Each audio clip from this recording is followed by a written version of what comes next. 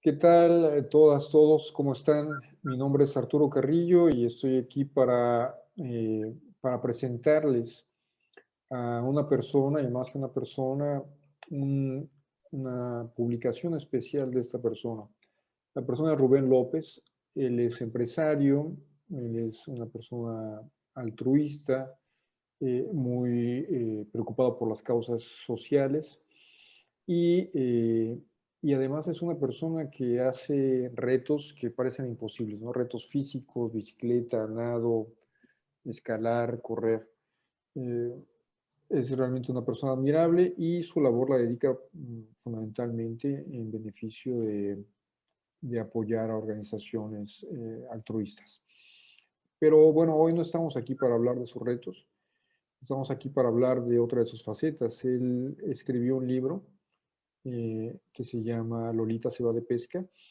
Lo escribió y lo produjo, y es un libro cuya particularidad, que lo hace único, es que es un libro completamente accesible. Está en dibujos, en letras, está en código braille y tiene un código QR para que pueda ser un audiolibro también. Entonces, bueno, pues les presento aquí a Rubén López, autor y productor de este tremendo libro que ya va en su octava edición en 3 idiomas. Eh, Rubén, a mí me gustaría, pues la pregunta inicial, ¿cuál fue tu motivación? ¿Cuál fue el hecho que te inspiró para escribir este libro? Bueno, Arturo, en primer lugar, agradecerte estar nuevamente con vosotros, a ti, a todo el equipo de producción, a Memo especialmente también. Y bueno, lo has contado, lo has detallado, lo has explicado perfectamente. Como sabes, muchas veces las mejores cosas pasan cuando menos te lo esperas, ¿no? Y un día estaba hablando con una persona que me contó un problema. Y el problema era muy simple de solucionar, al menos para mí, pero ella me decía que era muy difícil, muy costoso económicamente. ¿Por qué? Ella tenía 2 hijos, uno de los cuales era ciego y tenía otro hijo que veía perfectamente. Entonces me contaba que cuando le compraba, perdón, un libro a su hijo mayor que podía ver, tenía que comprarle otro libro a su hijo pequeño que no podía ver.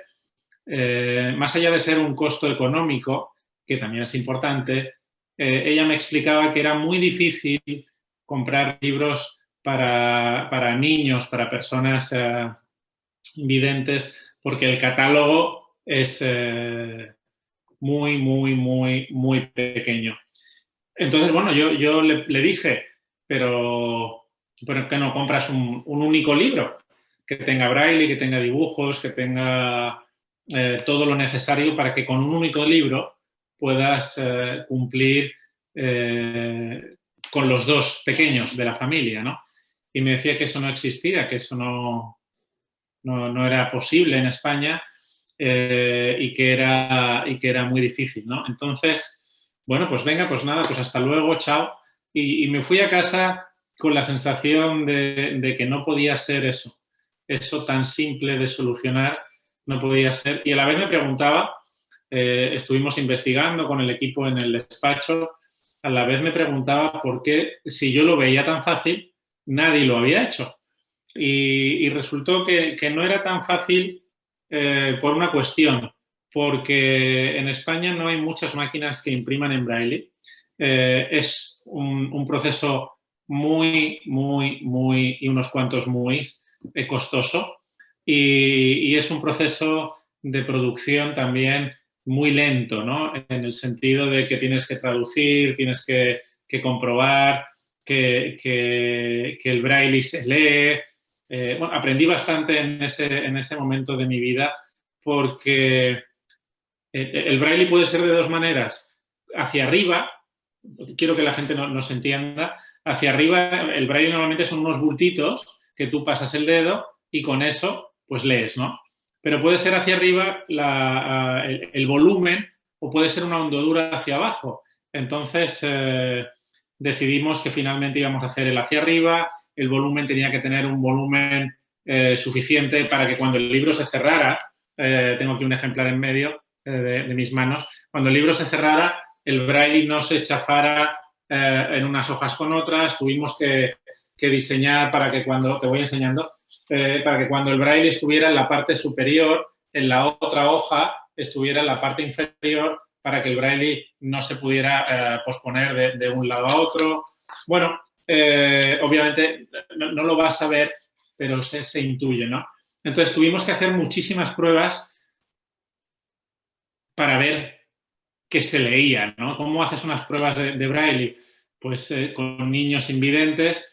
¿Y por qué niños? Porque los niños, por una cuestión vital, son niños y son aprendices del braille. Es decir, una persona que tiene 40 años y es ciega desde hace muchos años, ya tiene el callo, tiene el dedo hecho al tacto, ¿no? Entonces es un libro para niños y necesitábamos que el niño detectara muy rápidamente el braille y lo pudiera leer. Con niños de 7 años, de 8 años, de 5 años, de 10 años. Y la verdad que era muy emocionante poder ver, poder sentir que unos puntitos te dan la lectura, te dan la felicidad para un niño y la verdad que fue muy emocionante. Pero para no alargarme mucho con esa primera pregunta, nació así, de una conversación muy simple, muy básica. Yo no buscaba hacer el primer libro inclusivo, no buscaba crear algo que nadie había hecho, pero me puse en modo cabezota, como soy en muchas facetas de mi vida, y lo sacamos adelante, un proyecto muy bonito, un proyecto muy, muy interesante, muy exitoso porque ha llegado a muchos niños, a muchas familias, a muchos lugares, del que me siento muy orgulloso. Y la verdad que pronto vamos a tener nuevos viajes de Lolita, esa niña de 6 años que va con su papá haciendo aventuras por el mundo. Oye, excelente, Rubén. Bueno, sin duda, pues resolviste ahí algo que no se había resuelto hasta ese momento, ¿no? Y no solo fue el braille, sino que incluye un código QR, ¿no? Para hacerlo accesible como audiolibro. Sí, Platícanos un poco. te puedo enseñar ahí el código. Y también una cosa, que yo quería que el libro fuera lo más real posible. Puede parecer muy obvio, pero muchas veces las cosas obvias son las menos obvias. Es decir, yo quería que el código QR te contara la historia de una niña de 6 años que cuando la gente lo estuviera escuchando y leyendo el cuento pudiera unir el oído con lo que estaba viendo en los dibujos, en el caso de ese hermano que puede ver y en el caso de que lo estuviera leyendo el peque que no puede ver, que pudiera proyectar la voz de un niño en esa lectura, ¿no? Muchas veces lees cosas o sientes cosas hechas por mayores simulando que son niños y era algo que yo no quería hacer, ¿no? Y quedó bastante redondo ese código QR porque verdaderamente es una niña de 6 años la que hace el código, la que hace esa lectura y quedó muy, muy real, muy auténtico. Rubén, ese tema de la accesibilidad, bueno, para mí particularmente es muy importante. He trabajado un poco ese tema. Y, y aquí para las personas que nos ven, las personas con discapacidad, lo que les provoca la discapacidad no es solo su condición, sino son las barreras que la sociedad pone. Es decir, cuando quieres subir una banqueta y estás en silla de ruedas y no hay rampa, es decir, no puedes subir la banqueta no porque tus piernas no te funcionen, sino porque no hay rampa. Entonces, eso se llama accesibilidad, infraestructura, accesibilidad, y hay diversos tipos de barreras, ¿no? Una de ellas es las mentales. Con esto, Rubén, estás haciendo un libro accesible. Eso significa integrar a todo un sector de la población a la lectura al disfrute, al gozo de una obra literaria de entretenimiento para niños, ¿no? ¿Qué significa crear herramientas de accesibilidad para ti? La verdad que lo que contabas, volvemos al principio de lo que te decía, ¿no? Parece muy obvio que en todos los lugares del mundo, en todas las ciudades del mundo, haya una rampa pensando en la gente que va en silla de ruedas, pero no es así, tristemente no es así, como no son así otras muchas cosas de gente que tiene una dificultad que quizá otros no tienen, ¿no? Cuando uno crea algo para poder hacer la vida un poco más sencilla, un poco más natural, sin crear otra barrera, ¿no? El hecho de ponerte a leer un libro que no sea un problema o que no tengas que leerte el mismo libro 35 veces.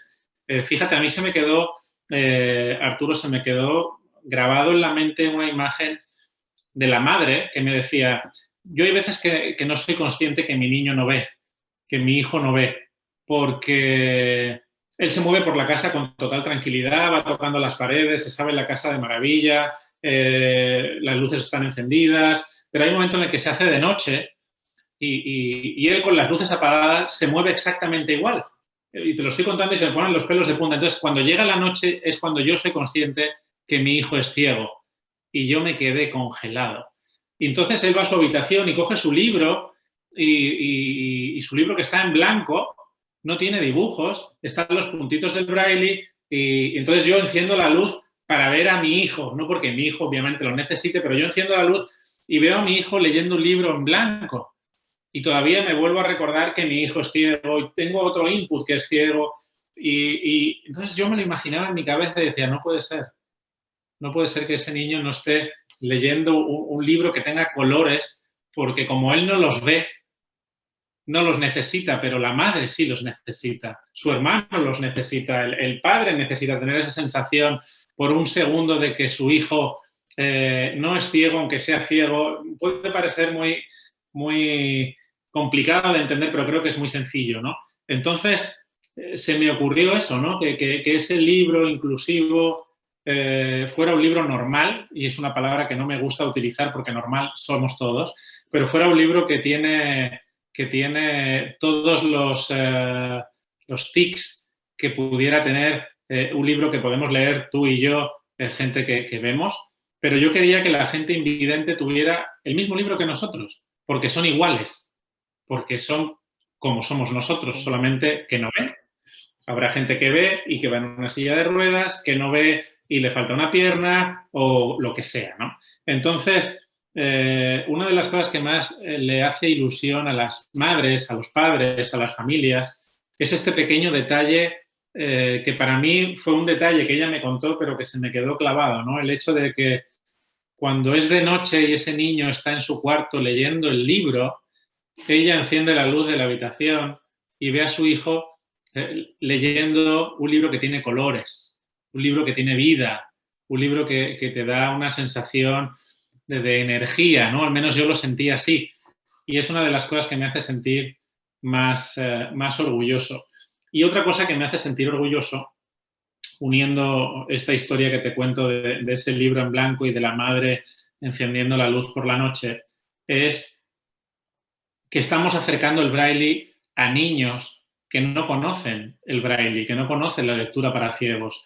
Estamos llevando este libro a escuelas, a colegios, estamos presentando el libro con niños invidentes que van y lo leen delante de otros niños que ven, para que los niños entiendan que uno puede cerrar los ojos y puede leer con la palma de tus dedos. Y eso a los niños les llama mucho la atención y les hace darse cuenta de verdad de que aunque tú no veas, puedes ver. Que aunque tú no tengas esa sensación de mirar los colores que tú y yo vemos o sentir el azul del mar o el verde de los árboles, si te lo explican bien, si te lo hacen fácil, si te lo hacen accesible, no tienes por qué perderte absolutamente nada, ¿no? Me quiero imaginar que eso que no existía, que nosotros hicimos, me quiero imaginar que dentro de 20, 30, 40, 50 años, ¿no?, será posible arreglar cualquier tipo de problemas para la gente, igual que hace muchos años la gente se moría de un resfriado, se moría de una gripe, y ahora estamos en este problema de la pandemia, y con la vacuna, Dios quiere o quiera que se está solucionando.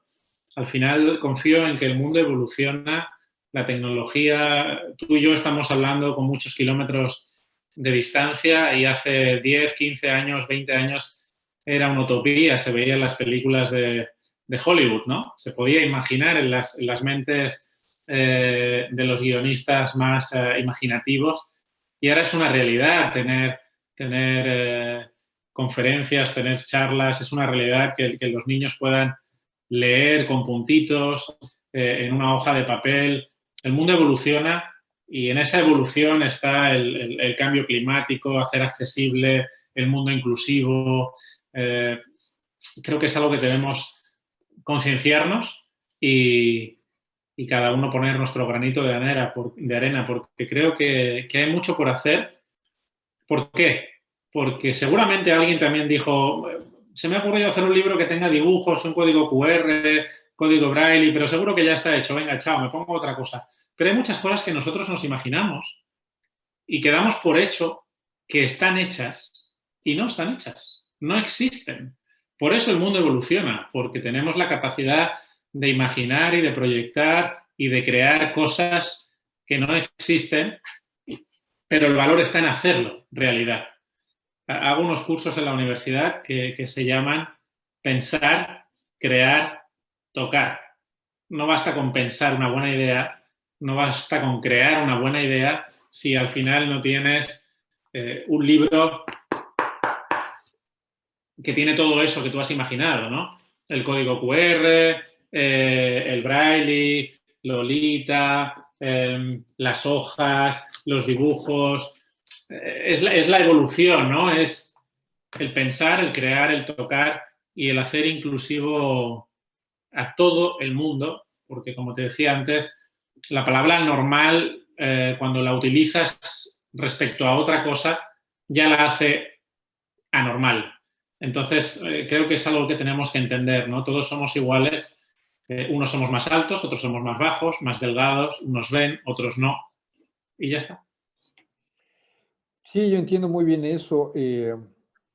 No soy ciego, pero digamos, yo sin lentes no podría manejar, no podría leer, no podría hacer muchas cosas, ¿no? Entonces, estos lentes para mí significan accesibilidad. Es como una rampa si yo estuviera en silla de ruedas, o como el código QR de tu libro si yo no pudiera escuchar. O sea, es lo que te permite eh, armonizar y tener acceso a todo lo que te ofrece la sociedad, ¿no? Que hoy está restringido. Hay países que lo tienen más avanzado, hay países que menos, pero yo considero que la inmensa mayoría está muy poco desarrollado esto de la accesibilidad. Oye, pero también me gustaría que pasáramos a la otra parte importante de tu libro, que es el contenido. Eh, yo veo una similitud, desde luego, en los personajes, ¿no? O sea, no, esta Lolita aventurera, solidaria, intrépida, eh, pues yo creo que tiene algo que ver contigo, ¿no? Entonces, ahora cuéntanos cómo nace este personaje y el papá que acompaña a Lolita en sus aventuras. Muy sencillo. Un día os contaba en una charla que estábamos haciendo para entre todos de los retos, y alguien me preguntó qué me quedaba por hacer o cómo me imaginaba, bueno, haciendo cosas, ¿no? Y le respondí que una de las cosas que más ilusión me hace algún día es poder ser papá, ¿no? Entonces, en ese camino donde uno al final hace de su vida una proyección de sus experiencias, pues el libro es eso, ¿no? Es una niña que se llama Lolita, que aquí, a ver si cuadramos esto, ahí va, ahí la podéis ver con Rubén, que soy yo, que soy el papá de la niña, y al final lo que hace Rubén con esa niña, con esa hija virtual, o esa hija de cuentos, mejor dicho, pues es enseñarle las maravillas más simples de la vida, el ir a pescar, el ir a descubrir la nieve, el ir a la montaña. Te cuento lo de la nieve, la montaña, porque hay otros libros ya de Lolita en camino donde hay otras aventuras, ¿no?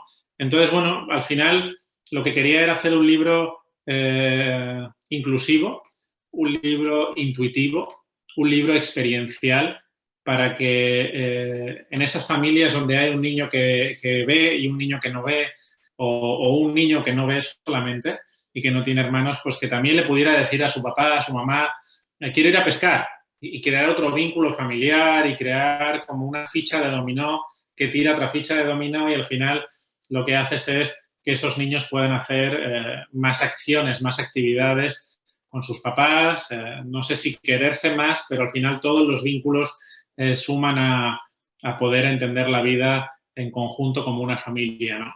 Es como yo la entiendo y es como quise que se pudiera proyectar en Lolita. Y ahí va, esa es la idea, donde aproveché una circunstancia de un libro para también quitarme yo ahí un parto vital en forma de hija literaria. Mira, yo creo que esas son las obras más valiosas, las que se producen desde la honestidad, ¿no?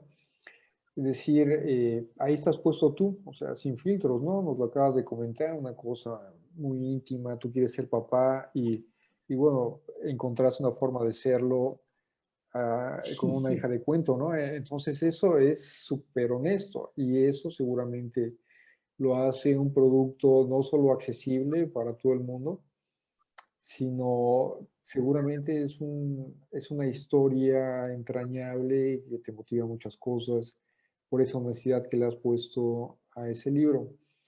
¿Has visto tú, Rubén, algún niño invidente, alguna persona, algún niño que no puede escuchar, leyendo tu libro, disfrutando de tu libro? ¿Lo has visto?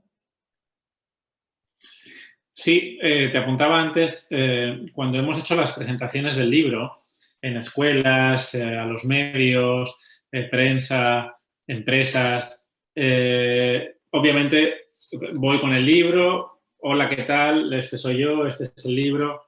No llevamos a Lolita porque Lolita no existe, está aquí en papel, pero sí llevamos siempre a un niño invidente para que pueda demostrar tangiblemente, de manera empírica, como decían los filósofos, que esos puntitos se pueden leer, que pasando los dedos puedes leer, ¿no?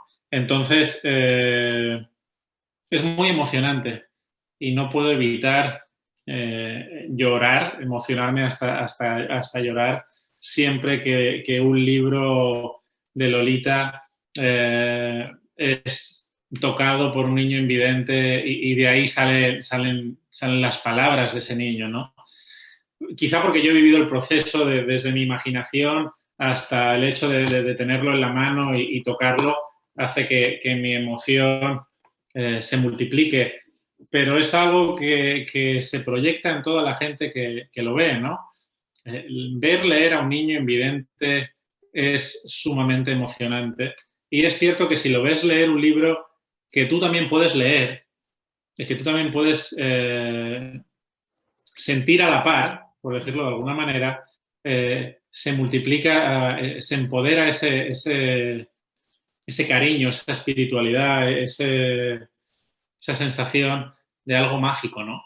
Y reitero, no es porque haya hecho yo el libro, pero que se pueda leer con los dedos me parece algo muy emocionante. Más allá de que viene de una desgracia de que no puedes ver, ¿no? Y eres ciego, una desgracia comparada con el hecho de que hay gente que ve. No le vamos a llamar desgracia, le vamos a llamar dificultad, si me permites. Pero si uno proyecta la sensación, Arturo, de que con los dedos tú y yo podríamos leer si supiéramos Braille, me parece maravilloso, ¿no? Como me parece maravilloso también el hecho de que tú puedes leer con los dedos y te puedes comunicar con las manos, como hacéis vosotros en el programa, con los símbolos para los sordomudos, ¿no? ¿Qué quiero decir? Que al final, si le sacamos el máximo provecho a todo nuestro ser, la cabeza, dicen los entendidos que el ser humano más inteligente utiliza el 10% de su cerebro. Imagínate el otro 90%, pero quiero decir que tenemos unas manos con las que podemos leer, con las que podemos comunicarnos, y todo esto nace de la agudeza vital de decir, bueno, no veo, pero quiero ver, quiero leer. ¿Cómo lo hago? A alguien se le ocurrió. Veo, pero no te escucho. ¿Cómo me puedo comunicar? Tengo unas manos. A alguien se le ocurrió. Me explico, ¿no? A alguien se le ocurrió que poniendo una rampita, algo tan sencillo, en cada una de las calles del mundo, una persona con silla de ruedas, silla que a alguien se le ocurrió, podría ser más sencillo el mundo, ¿no? ¿Qué quiero decir? Que si todos nos pusiéramos a pensar, todos, o el 10% de la humanidad, somos 7.000 millones de personas, ¿qué no podríamos llegar a hacer? Sí, es impresionante, ¿no? Si una persona puede producir un libro accesible, ¿qué no podríamos hacer? Y no solo individualmente, sino que si te juntas con otros, la potencialidad crece de manera exponencial, ¿no? Es más fuerte un puño que 5 dedos. Entonces, sí hay muchísimo, muchísimo por hacer. Y sin duda este libro va a inspirar a gente a hacer cosas, ¿no? Así como todo lo que tú haces. Yo te quería preguntar otra cosa. Bueno, tú puedes ver y escuchas y puedes caminar y, y eso, la parte física la llevas hasta el extremo porque corres y corres distancias imposibles y nadas distancias imposibles. Entonces, digamos, tú serías la antítesis de una persona con discapacidad, que puedes hacer hasta lo imposible. A mí me parece muy interesante que esa, digamos, sobredosis de capacidad que tienes, que desde luego no naciste con ella, eh, la trabajaste, te la construiste, no te haga soberbio, sino te haga querer compartirla eh, con personas a quienes les falta esa parte en alguna medida, ¿no? Ver, escuchar, seguramente caminar, seguramente tendrás por ahí un proyecto o has apoyado a personas con discapacidad de alguna manera, ¿no? Entonces, cuéntame cómo se da en ti ese proceso bueno, yo tengo todo esto y quiero recircularlo hacia quien no lo tiene, ¿no? Porque para mí eso es tu libro, es una recirculación de las capacidades que tú tienes y crear instrumentos para facilitarle a otros que no las tienes. ¿No te parece así? ¿Cómo lo ves tú? A ver, dijiste demasiadas cosas de las que podría estar hablando muchos días y voy a intentar sintetizar, pero es una pregunta muy amplia en la que yo veo muchos brazos con muchas respuestas. Primero me gustaría puntualizar que no es que yo haga cosas imposibles. Al final, las palabras son palabras con un significado y lo imposible es algo que no se puede hacer, como volver a alguien de la muerte a la vida, al menos a día de hoy, a no ser que ya hablemos de espíritus y de otras cosas, ¿no? Al final, y fíjate que el claim que tengo en mi cabeza tatuado, haz de lo imposible algo cotidiano. ¿Qué quiero decir con esto? Que al final lo que yo hago son cosas inéditas, no cosas imposibles. El libro no es un libro imposible, es un libro que costó mucho hacerlo en todos los sentidos, pero no es un libro imposible, es un libro inédito. Cuando yo me voy a nadar al Triángulo de las Bermudas o cuando me voy a hacer X reto deportivo y solidario, son retos inéditos que parecen imposibles, que en cuanto lo hago, pues es un reto inédito posible. Sí que es cierto, me ha gustado mucho la palabra por cómo la has utilizado, sobredosis, porque todo el mundo entiende esa palabra como una palabra negativa, unida a la droga, pero es una palabra que me gusta porque la gente la entiende muy rápido y si la utilizas en un contexto como este, dentro de un prisma sano, de un prisma bueno, todas las palabras pueden tener un camino de ida y vuelta, ¿no? Y sobredosis es una de ellas. Digamos que mi capacidad no es una capacidad deportiva con la que yo nací. Yo soy de los que pienso que el don te puede hacer la vida fácil un día, pero mañana será otro día donde vas a tener que levantarte y a lo mejor te encuentras a alguien con el mismo don que tú o con un don superior al tuyo.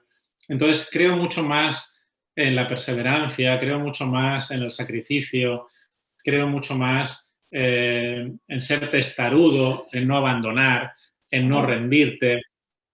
Quizá ese es mi superpoder, porque si no tuviera ese superpoder, muy entrecomillado, y seguramente me entiendes y la gente que nos ve y nos escucha y nos ve con esos signos, lo está entendiendo, ¿no? Si yo no tuviera ese poder de ser cabezota, testarudo y no abandonar, igual que no hago los retos, tampoco hubiera hecho el libro, porque créeme que hubo momentos que dije, esto no puede ser tan difícil de unir tantas cosas que tienen que estar a la vez, ¿no? Y sobre todo, tengo un problema, que yo me lo imaginé tal cual quería que fuera el libro. Entonces, cuando uno hace algo y es tan especial en el proceso, pues quiere tenerlo más o menos controlado, ¿no? Pero sí que es importante lo que apuntabas, ¿no? El hecho de... El ego no te lleva a ninguna parte. Seas lo que seas en tu vida, el ego no te va a hacer vivir eternamente, el ego no te va a hacer nada bueno, probablemente te va a hacer cosas malas, ¿no? El ser engreído, el ser déspota, el sentirte superior, eso no te lleva a ningún lugar porque todo es muy efímero, la vida es efímero, imagínate el dinero y esas cosas, ¿no? O la soberbia y el creerte superior. Entonces, bueno, dentro de mi capacidad, como apuntaba antes, lo que hago es sobre todo no rendirme y seguir y perseguir mis sueños y aunque tarde en hacerlo 3 meses en lugar de 1, pues quizás estoy tardando mucho menos de lo que tardan otros que abandonan, ¿no? Entonces voy en ese camino, Arturo, en querer hacer todo lo que se me ocurre y el problema es que se me ocurren muchas cosas, entonces tengo que ir controlando mi capacidad mental para no volverme loco. Oye, Rubén, con respecto a esos libros, te entiendo bien. Yo me he dedicado una buena parte de mi vida a producir libros. Eh, muchos de ellos los he conceptualizado, los he diseñado, los he corregido, los he estructurado, los he impreso. Y sé de qué se trata, ¿no? O sea, es una empresa grande, incluso para alguien que tiene la experiencia de haberlo hecho muchas veces. Siempre es una empresa grande y siempre... Y sé cuando el libro sale de la imprenta y ya lo tienes en tus manos, sé el placer que se siente, ¿no? Lo conozco bien.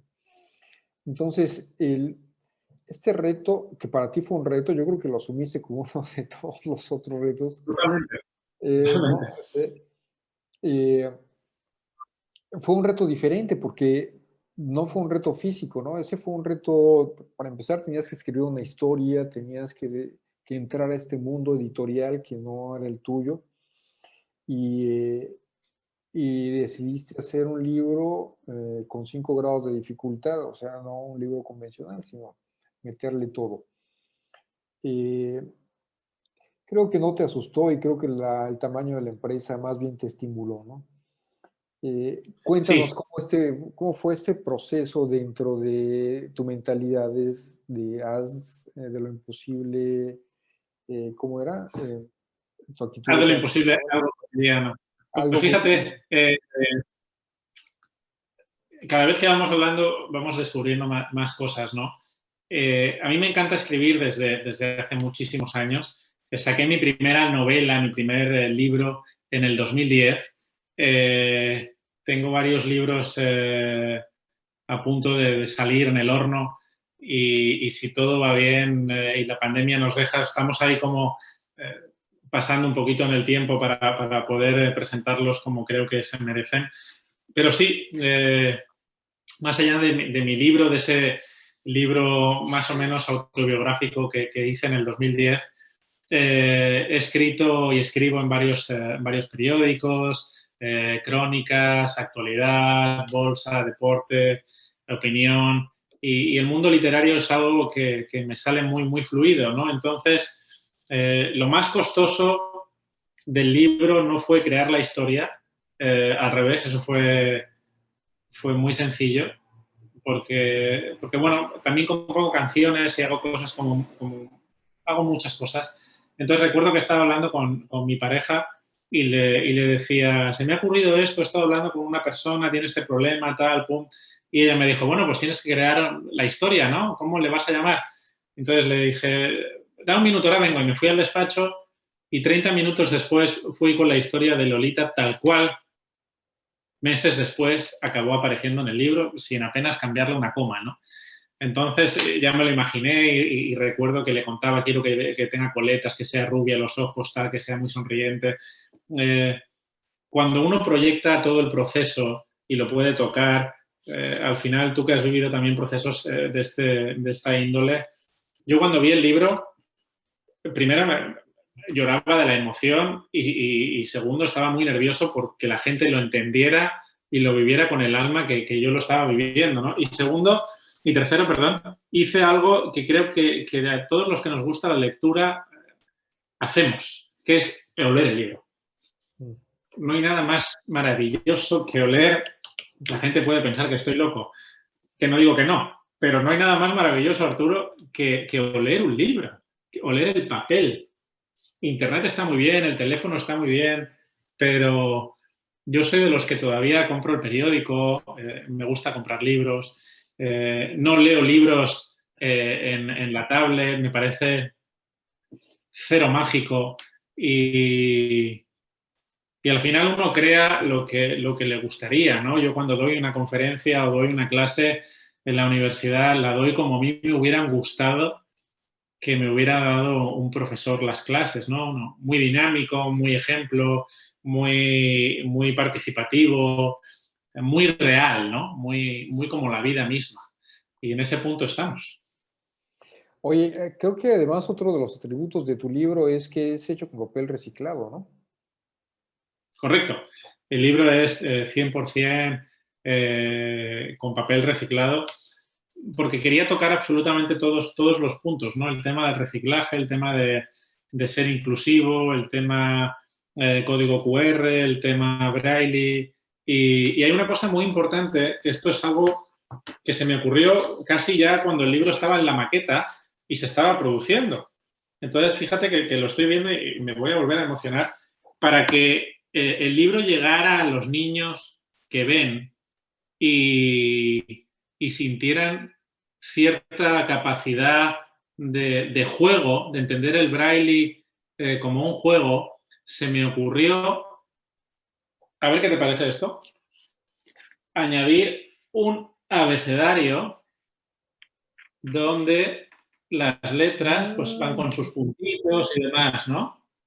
Mira, ya lo vi, es súper didáctico eso, ¿no? Es Exacto. bastante Entonces, didáctico. Ujú. ahí está Lolita y te explica, qué pena que no tengas unos, voy a enviar ahí unos cuantos. Y ahí explica perfectamente mayúsculas, minúsculas, Sí, la cursiva, cursiva, ya lo vi. absolutamente todo, porque quería que los niños que ven pudieran jugar a saber escribir su nombre y ese Claro. tipo de cosas, ¿no? Como un aprendizaje y sobre todo para que los niños se dieran cuenta que uno tiene el poder que quiera tener. Ojo, porque me parece una frase como muy importante. Eh, tienes el poder de leer con las manos, con los ojos, tienes el poder de poder comunicarte con las manos, con los ojos, con un gesto, con un abrazo, con un beso.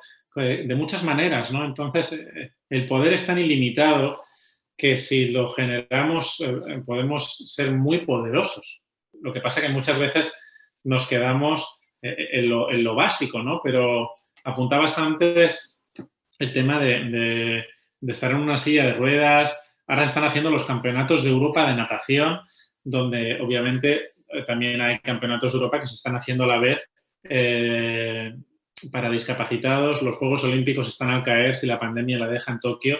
Y vemos cómo es impensable que ya no se hagan unos Juegos Olímpicos donde también tenga el ala paralímpico.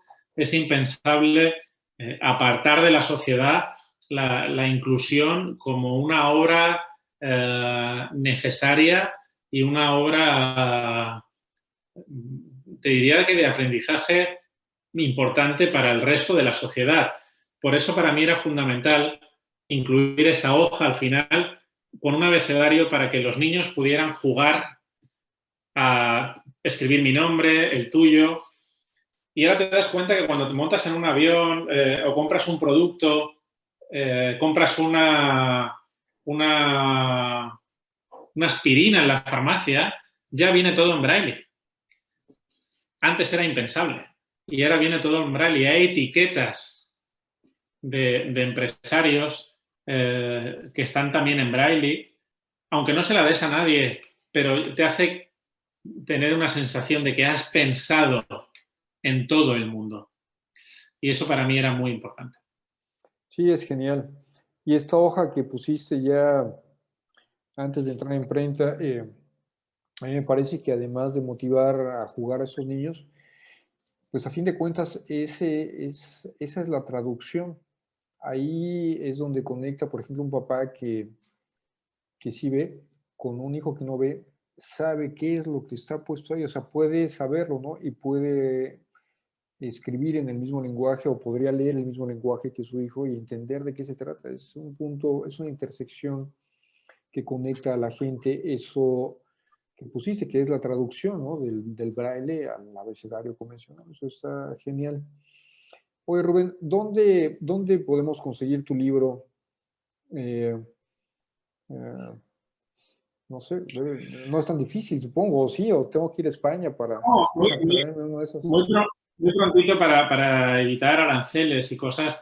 Muy prontito vamos a hacer que en México, por ejemplo, en Colombia se venden algunas librerías y en México no está el libro físicamente, pero vamos a hacer que en los próximos meses el libro pueda estar en México y probablemente también queremos hacer una edición de Lolita, una Lolita de Colombia, una Lolita mexicana, una Lolita de Perú. Queremos ampliar el universo Lolita para que Lolita llegue a todos los hogares, a todos los lugares y a todas las familias. Y espero que cuando hablemos próximamente ya os pueda decir que en la librería X de la calle X en México, Lolita os está esperando para que vayáis a comprarla y aprendáis a poner vuestro nombre en braille. Oye, Rubén, ¿y por Amazon lo puedo conseguir? ¿Está en Amazon? En Amazon también y hay un montón de opciones para poder conseguirlo. Lo que pasa es que el problema de Amazon es que cuando te llega, pues puede tardar más o menos porque el libro físicamente, nosotros lo que hacemos es el envío directo. Por eso en Amazon hay unos cuantos, pero intentamos hacerlo directamente porque los envíos de Amazon suelen ser entre tú y yo un poco caros a veces, ¿no? Uh-huh. Entonces nosotros los enviamos y son más baratos, tarda más en llegar, pero son bastante más económicos porque casi una cuarta parte del libro te la estás gastando en el envío, ¿no? O sea que vamos a intentar que muy pronto el libro lo podáis tener físicamente allí y que cuando lo veas me digas que lo has abierto y has olido las hojas y que te ha encantado.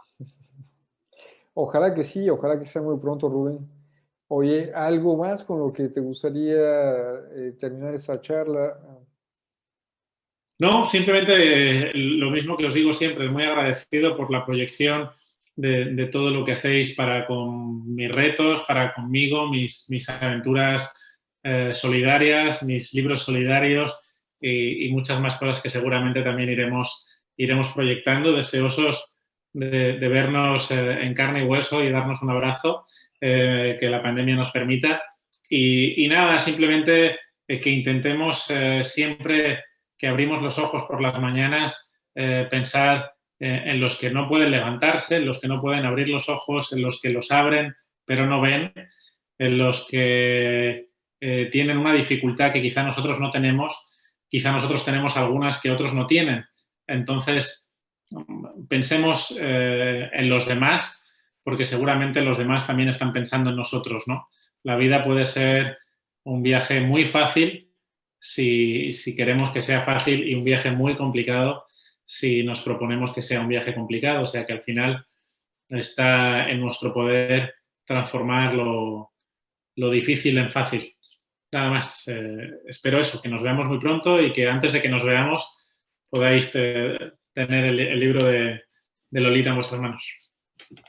Bueno, pues ahí está para el público mexicano y de otros lados. A lo mejor va a haber una Lolita por cada país de Latinoamérica y nos encantaría que lo viera y poder tener ese libro pronto. Fue un placer platicar contigo, Rubén, que nos presentes tu libro, que nos digas qué te motivó y ojalá que eso motive también a mucha gente a hacer de lo imposible algo cotidiano, ¿no? En todas estas ideas, sobre todo si son altruistas, así como las de Rubén, pues que digan, lo voy a hacer y que un día eso que se imaginaron lo tengan en sus manos. Es maravilloso mensaje lo que dices, concretar, ¿no? Te agradezco muchísimo y pues aquí nos despedimos. Mi nombre es Arturo Carrillo, saludos a todas, a todos y nos veremos próximamente aquí en este canal. Muchas gracias, Rubén, que estés muy bien. Hasta luego. Chao, un abrazo grande, chao.